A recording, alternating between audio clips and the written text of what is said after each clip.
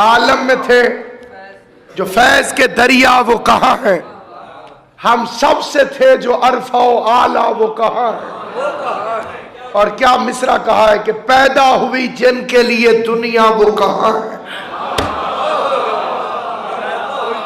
پیدا ہوئی جن کے لیے دنیا وہ کہاں ہے؟ نور خدا سے جو ہوئے پیدا وہ کہاں ہے؟ جو زندہ ہے وہ موت کی تکلیف سہے گا، جب احمد مرسل نہ رہے کون رہے؟ اب یہ طے ہے کہ موت آنی، اس سے کوئی مکرتا نہیں، البتہ بھاگتے ضرور ہیں، کراہت ضرور کرتے ہیں۔ اور اس فلسفے کو بھی مولا متقیان نے کھول دیا، فرمایا انسان موت سے نہیں ڈرتا۔ دنیا کے کسی آدمی کے سامنے شہنشاہ معظم کا یہ آدھا فقرہ پڑھیے، وہ نہیں مانے گا۔ آپ احترام کی وجہ سے چپ رہے کہ مولا کا فرمان ہے، دل سے اکثر لوگوں نے نہیں مانا کہ جی کیسے نہیں ڈرتا موت سے۔ اب پورا فرمان سنی، فرمایا انسان موت سے نہیں ڈرتا، اپنے اعمال سے ڈرتا۔ خدا آپ کو سلامت ہو۔ جس بچے نے ہوم ورک کیا ہوا ہو اس کے سکول جانے میں اور جس نے نہ کیا ہو اس کے جانے میں فرق ہے۔ اس لیے بہت بڑے فلسفی کا فکرہ ہے، a man fears to death as a child to darkness۔ موت اندھیرے میں ایک چھلانگ ہے۔ انسان موت سے ایسے ڈرتا ہے جیسے بچہ اندھیرے میں جانے سے۔ ایک فقرہ اس روحانی اجتماع میں عرض کر دوں، اس نے صحیح کہا کہ جیسے اندھیرے میں جانے سے بچہ ڈرتا ہے، وہی رکاوٹ آتی ہے نفس کے اندر موت کو قبول کرتے ہوئے۔ لیکن اگر وہ ہوتا تو ایک فکرہ میں اس سے ضرور کہتا کہ کبھی اس اندھیرے میں اس بچے کا کوئی اپنا کھڑا کر دو، سلامت و آباد سے، اور وہ اپنا اسے آواز دے دے کہ آ جاؤ، تو سارا ڈر ختم ہو جائے گا کہ نہیں؟ اب پتہ چلا کہ علی والے موت سے کیوں نہیں ڈرتے، کہ موت کے اندھیرے سے علی فرما رہے ہوتے آ جا میں تجھ سے پہلے آیا۔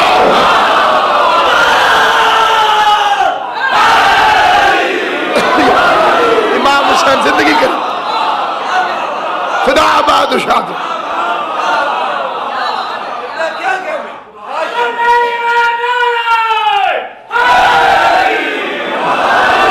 کچھ ایسے لوگوں کو جو ہمارے ہیں نہیں بنتے ہیں، اعتراض ہے کہ صاحب ایک علی ہر جگہ کیسے پہنچ جاتے؟ میں کوئی لمبی چوڑی بحث نہیں کرتا۔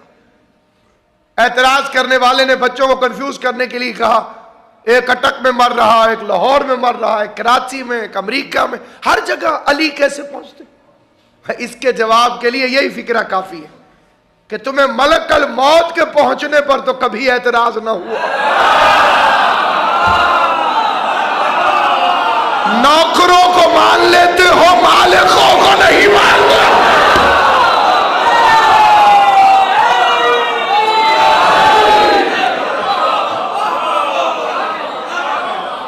نوکروں کو مان، مالکوں کو نہیں مانتے۔ انسان کی زندگی کے 4 حصے ہیں، بچپن، جوانی، بڑھاپا، موت۔ یہ 4 حصوں پر مشتمل ہے انسان۔ پہلے دور کا کام ہے رونا، دعا کے طرح۔ یہ جو پہلا ہوتا ہے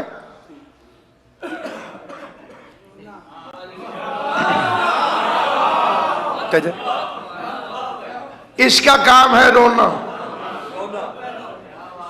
ना जगह देखनी ना मौका देखना, जहां दिल किया रो पड़े। दूसरा है इसका काम है जोश, जवानी। आसान लफ्जों में अगर कहूं तो ऐसा होगा कि जवानी वो मरहला है जब जिंदगी की गाड़ी में अक्ल के ब्रेक नहीं होते, जब नसीहतें अच्छी नहीं लगती, तो इसमें जोश, जज्बा, दुर्रा, भागना, और किसी में हमारा एतराज नहीं है।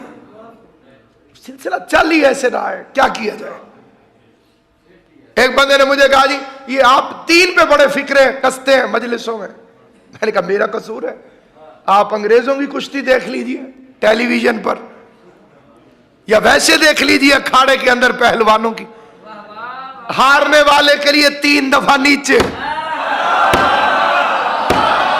जीतने वाले के लिए 1 दफा ऊपर।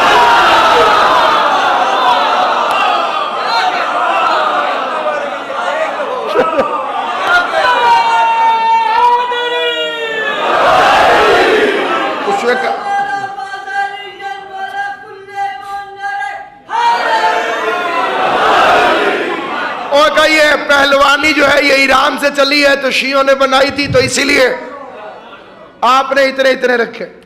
तो मैंने कहा क्रिकेट तो शियों ने नहीं बनाई थी, उसमें भी 11 मैदान में होते हैं, 12वां बाहर बैठा होता,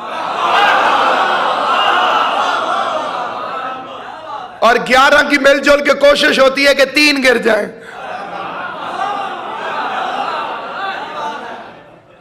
जी विकटें गिर लीजिएगा फिर बोलिएगा, है नहीं। तीसरा बुढ़ापा, इसमें लालच बहुत आ जाती, जमा करने का शौक, ये भी जमा कर लूं वो भी जमा कर लूं, ये तीसरे का काम। लेकिन हाफिजा साथ नहीं देता। जहां टोपी रखी थी वहां ऐनक ढूंढ रहे हैं। इसीलिए तीसरा जमा कर लेता है, तरतीब भूल जाता है।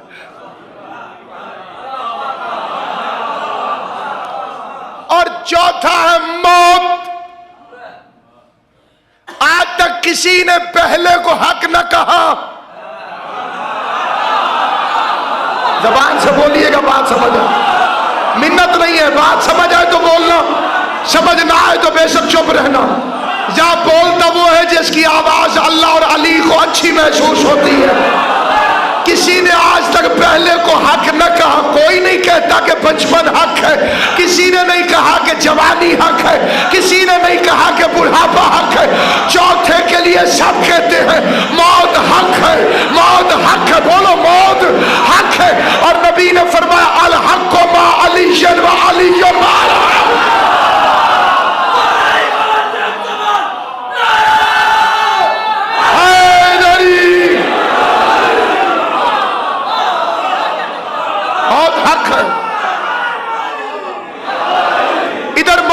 है, इधर अली आते, क्योंकि जहां हक है वहां अली है। गौर है या नहीं? अभी कई चेहरों को मैं मुतमईन नहीं पाता। मेरा काम मनवाना नहीं। अल्लाह ने हुजूर को भी नहीं कहा था कि मनवा दे। अल्लाह ने फरमाया खाली बल्लिग, पहुंचा दे। हमारा काम मनवाना नहीं, पहुंचाना है। कुल्लू नफ्सिन ज़ाइक़तुल मौत, कुल्लू नफ्सिन ज़ाइक़तुल मौत, कुल्लू नफ्सिन ज़ाइक़तुल मौत। हर नफ्स मौत का, ये तो मैं चाहता था कि ये लफ्ज आप सारे खुद कहें, मौत का जायका चखेगा।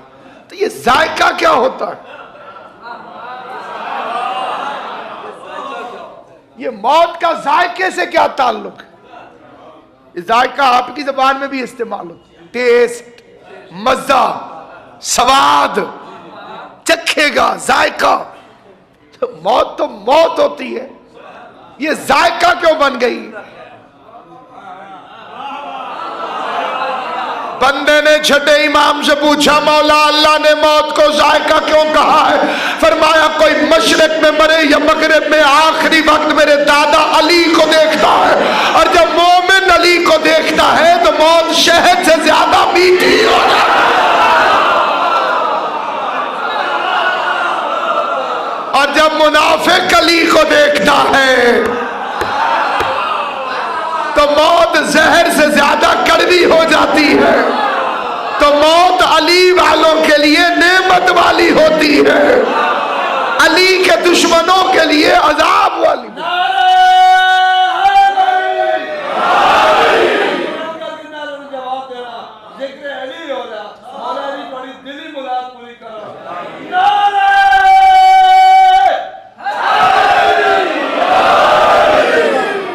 محمد آپ کو سلامت رکھے، جناب سید کونین آپ کو آباد و شاد رکھے۔ سامعین گرامی قدر، کائنات آدم و عالم میں کوئی شخص نہیں یسألونک عن الروح، آپ سے پوچھتے ہیں کہ روح کیا؟ میں قبلہ کعبہ کی موجودگی میں سبق سنتا، روح من امر ربی، اس کے ترجمے کے ساتھ بڑی زیادتی ہوئی، میرے جیسے سادہ مولویوں نے ٹھک کر کے ترجمہ کیا، کہہ دے روح میرے اللہ کا امر ہے، نہیں، من امر ربی، مکمل امر نہیں، امر میں سے۔ اگلے فقرے پر کوئی منت نہیں، کوئی سماجت نہیں، جس کا دل کرے عقیدہ ساتھ دے تو بولنا، اور عقیدہ ساتھ نہ دے تو نہ خود کو دھوکہ دینا نہ مجھے چپ رہنا۔ اس لیے متفق ہے علماء کرام کہ روح کو موت نہیں آتی۔ بھئی یہ جو روح ہے نا، روح یہ مرتی نہیں ہے۔ پوچھا کیوں نہیں مرتی؟ کہا اللہ کا امر ہے۔ تو تمہیں غیرت ہے کہ نہیں؟ جب امر کو موت نہیں آ سکتی تو علی جیسے اولی الامر کو موت کیسے آ سکتی؟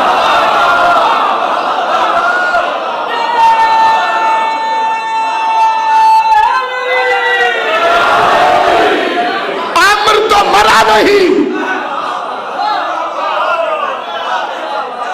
اولی الامر کو موت کیسے آئے گی؟ اور پھر موت آتی ہے نفس کو، جس کے پاس اس کا نفس ہوگا وہ ذائقہ موت چکھے گا، اور علی نے اپنا نفس ہجرت کی رات رحمان کو بیچ دیا۔ سودہ قرآن میں موجود ہے، رجسٹری قرآن میں موجود ہے، وَمِنَ النَّاسِ مَن يَشْرِي نَفْسَهُ ابْتِغَاءَ مَرْضَاتِ اللَّهِ۔ لوگوں میں ایک ایسا ہے کہ جس نے اللہ کی ساری مرضیاں لے کر اپنے نفس کو بیچ دیا، تو مرضیاں علی کے پاس، نفس خدا کے پاس۔ میں علی کو بھی مردہ مان لیتا اگر علی کا نفس علی کے پاس ہوتا۔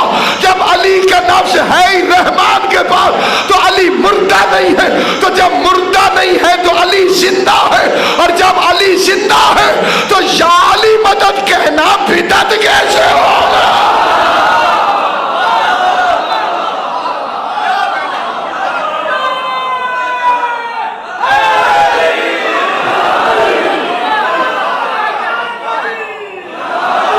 کب تک منافقت والی دوہری پالیسی چلے گی؟ ہم روئے، کہا زندہ کو روتے ہیں۔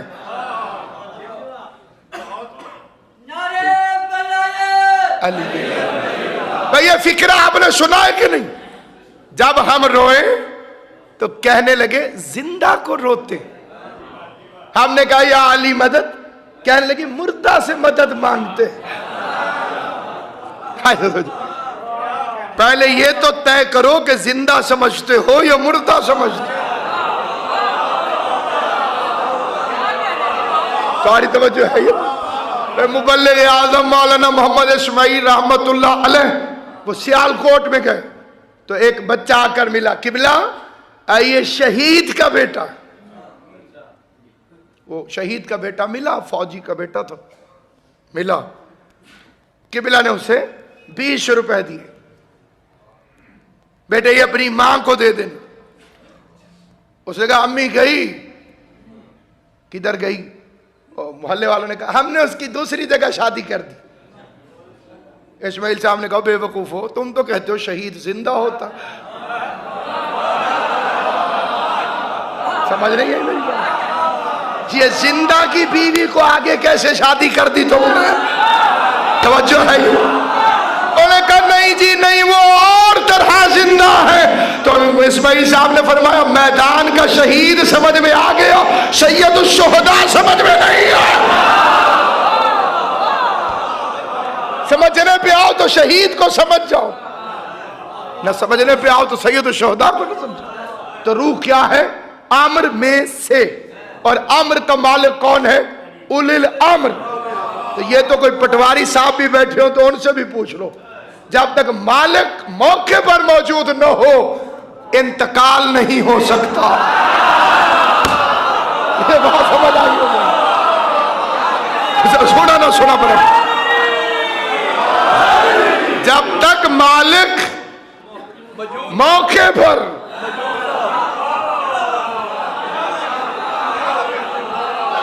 मौजूद न हो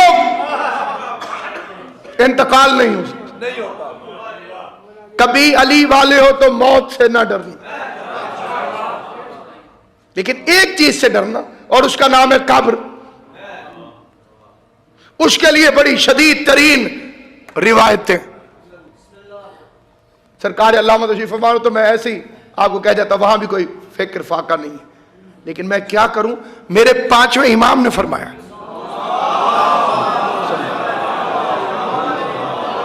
देखिए कुछ गुनाह तो ऐसे हैं कि खुदा चाहेगा तो माफ कर देगा, कुछ चीजें खुदा माफ नहीं करेगा। मसलन नमाज रोजा, नीयत ठीक थी, मुनकर नहीं था, गफलत से ऊपर नीचे हो गए, मुमकिन है खुदा माफ कर दे, गारंटी नहीं। जो फैसला खुदा का है वो खुद कैसे कर सकता हूं? मुमकिन है, इम्कान है कि खुदा माफ कर दे, लेकिन जो बेवा का माल खा गया, अब ये उसके आदिल के खिलाफ है कि यहां भी वो मुर्गे खाता रहे और जन्नत के खाने भी खुदा उसी को खिलाता रहे। कोई यतीम का हक खा गया, किसी ने अपने भाई के साथ लड़ाई रखी, क्योंकि लोग दोस्तों पे तो जान छिड़कते हैं और भाई से बोलचाल नहीं होती। ये वो जंगली दौर है जिसमें मैं और आप रहते, जंगली दौर से कहते ग्लोबल हट, ग्लोबल विलेज बन गया। हम एक गांव में हैं, हमें अमेरिका की खबरें सेकंड्स में पता चल जाती।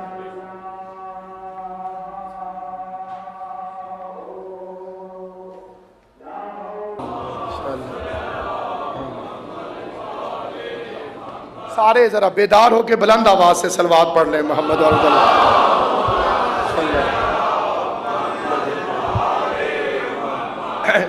ये माली लिहाज से मेरा आज कोई जिंदगी का सबसे बड़ा नुकसान हो गया है।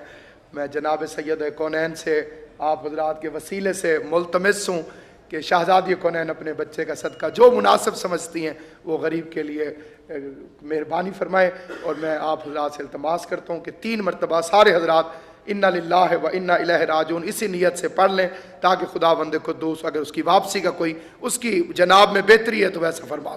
सारे हजरात 3 दफ़ा पढ़, इन्ना लिल्लाहि व इन्ना इलैहि राजिऊन, इन्ना लिल्लाहि व इन्ना इलैहि, इन्ना लिल्लाहि व इन्ना इलैहि। बस मैं इसीलिए यहाँ पर उसे ढूंढते ढूंढते यहाँ पर पहुँच गया कि मैं इस घर की नौकरी से कोताही न करूँ। शहजादी कौनैन इसी नौकरी का सदका मेरी आपकी परेशानियों को, मुश्किलात को दूर फरमाए इंशाअल्लाह। जनाब सैयद कौनैन उन्हीं पर भरोसा है, कंपनी की थी जी, उन्हीं की है जी, तेल भी वही डलवाते हैं, मालिक भी वही है, ये रख लेंगे तो दूसरी लेके दे देंगे जी। उस कई कीमती चीज़ें हैं, उसके लिए मैं परेशान हूँ थोड़ा सा, लेकिन बिल्कुल परेशान नहीं हूँ। मिंबर पे अर्ज़ कर रहा हूँ, मालिक को मालिकन समझता हूँ, इमाम हुसैन की पाकीज़ा तय्यब व ताहिर वालिद गिरामी को اور ہر امر کی مالک انہی کو سمجھتا ہوں۔ تو سامعین گرامی قدر، میں بڑا سوچتا ہوں کہ جب ہر مرنے والے کے پاس علی آتے ہیں، ہو نہیں سکتا کہ کوئی دنیا سے جائے اور آخری وقت علی کو نہ دیکھے۔ جب علی اپنے پیاسے بچے حسین کے پاس آئے ہوں گے کربلا کے میدان میں، اپنے غریب بچے کے پاس آئے ہوں، کائنات میں بڑی دنیا چلی جائے گی اور بڑی دنیا جاتی رہے گی، لیکن جو غربت غریب زہرا سے مخصوص ہے۔ اس لیے امام رضا نے فرمایا، ابن شبیب اگر کبھی تیرا رونے کو جی چاہے تو میرے جد غریب حسین کو رونا، کہ میرے دادا حسین کو رلا رلا کے ذبح کیا گیا۔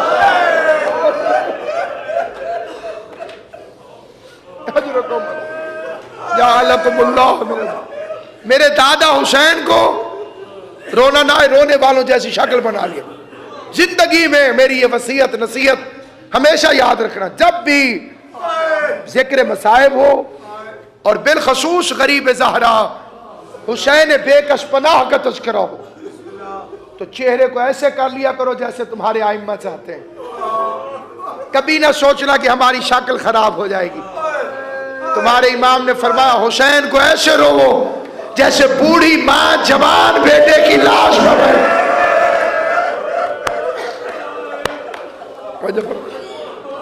جس کی کوئی آس نہ رہی ہو، جس کی کوئی امید نہ رہی ہو، اس طرح غریب کو رویا کر۔ اور پھر امام فرماتے ہیں قیامت والے دن ہر آنکھ روئے گی، ہر آنکھ۔ فرمایا بس وہ نہیں روئے گا جو دنیا میں کبھی حسین کو رویا۔ صدا جاوید سے دنیا میں جو کبھی امام حسین کو قبلہ رو پڑا، غریب زہرا کو رو پڑا، وہ آنکھ کبھی نہیں روئے گی۔ اسے روز اسے رلا رلا کے ذبح کیا گیا۔ امام رضا فرماتے ہیں میرے دادا حسین کو مثل گوشت فند کے ذبح کر دیا۔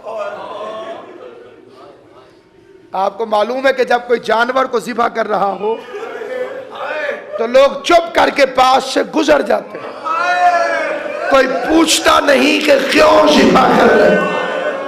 ٹولیوں کی ٹولیاں گزر رہی تھی اور کوئی نہ پوچھتا تھا کہ غریب زہرا حسین کا قصور کیا ہے۔ بڑا عجیب فکرہ ذاکرین پڑھتے بعض کہ 70 قدم وہ بہن تھی، 4 قدم پہ بیٹی۔ جو بیٹی کی محبت سے واقف ہو تم سے پوچھتا ہوں، جو 4 قدموں تک پہنچ گئی تھی وہ آگے کیوں نہیں آئی؟ غلط ہے کہ 4 قدموں پہ کھڑی تھی۔ اب ایک لمحے میری طرف دیکھنا اور سادات و مومنین مجھے معاف کرنا، 4 قدموں پہ نہیں کھڑی تھی بی بی سکینہ، بس وہیں رک گئی تھی جہاں تک شمر کا ہاتھ پہنچتا۔ اللہ تمہاری ہائے قبول کرے۔ حسین کی ماں ہائے کہنے والوں کو دنیا کو کوئی غم نہیں۔ کائنات کی واحد بیٹی ہے جس نے باپ کو ذبح ہوتے دیکھا ہے، اور جو باپ کو ذبح ہوتے دیکھا تو پھر جب تک زندہ رہی سکینہ کی آنکھیں بند نہ ہوئی، کیونکہ آنکھیں بند کرتی تھی تو بابا ذبح ہوتا نظر آتا۔ اسی لیے ایک دن زینب عالیہ نے پوچھا تھا سکینہ جب تجھے یقین ہو گیا تھا کہ وہ ظالم تیرے بابا کو ذبح کر دے گا تو تو کھڑی ہو کے دیکھتی کیوں رہی؟ تو واپس کیوں نہیں آ گئی؟ رو کے کہہ دیا پھوپھی اماں میں نے سمجھا تھا کہ یہ ذبح کر کے چلا جائے گا، میں بابا کا منہ چوم لوں گی، میں بابا کے والا تیرا ماتم قبول کرے۔ حسین کی ماں تمہیں کوئی غم نہ دے سوائے غم حسین۔ میں نے سمجھا تھا کہ جب ظالم ذبح کر کے چلا جائے گا تو میں بابا کا منہ چوم لوں گی، لیکن وہ ذبح کرنے کے بعد خالی نہ گیا،